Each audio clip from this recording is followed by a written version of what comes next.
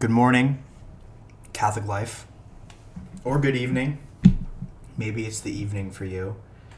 For me, it is morning. My name is Jeffrey, and for my Lenten reflection, I am going to be discussing prayer and a struggle that I had with prayer for a very long time, and how I was able to not necessarily like fully overcome it, but like work towards it and find peace with it. So I'm sure many of you can relate, hopefully not, but there are times where I would pray, and if I wasn't,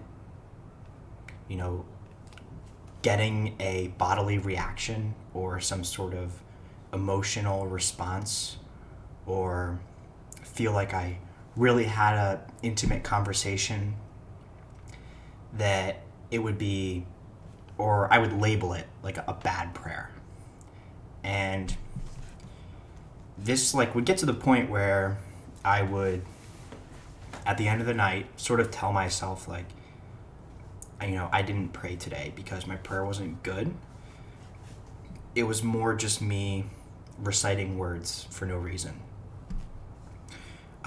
which really started to ruin my days. I would sort of see it as a failure. I failed that day because I wasn't capable of doing a good prayer. And I guess how I was able to begin to work through this was, firstly, I had to sort of figure out what prayer really is. I had this belief that prayer was something that I'm doing for God, or something that I'm giving to God, which obviously isn't true. Prayer is something that God gives us. And, the fruits of this prayer, the benefits we can get is a better relationship with Him. But praying itself, I came to realize, is actually just me saying yes to this gift of prayer that God's giving me. So it's really more in your heart or in your will. I kind of made this analogy in my head where, if sin is not just an infraction, but actually turning around and walking away from God, prayer is turning towards Him and saying yes. So I guess to create an analogy, say you decide to go to Mass or adoration one day, and the whole time you're just dozing off, getting distracted, thinking about a test you have. At least, I don't know if anybody else does this, but there's at least 3 times during Mass I'll be okay, from this point on, I'm gonna start focusing for the rest of the Mass. And usually within a couple seconds, I'm distracted again.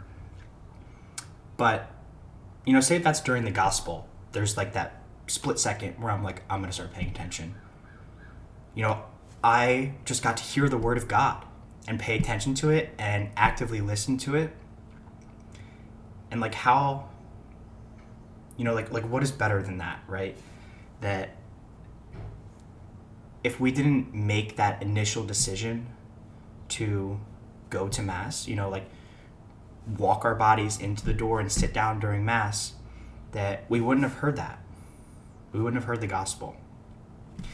And same with adoration. Say you go to adoration and you sit there for 30 minutes and the whole time you're just thinking about how you're hungry.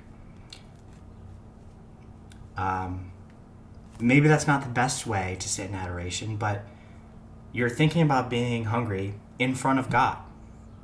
So if you chose to be hungry in your room, well, that's different, because this time you actually made the decision to sit in God's presence.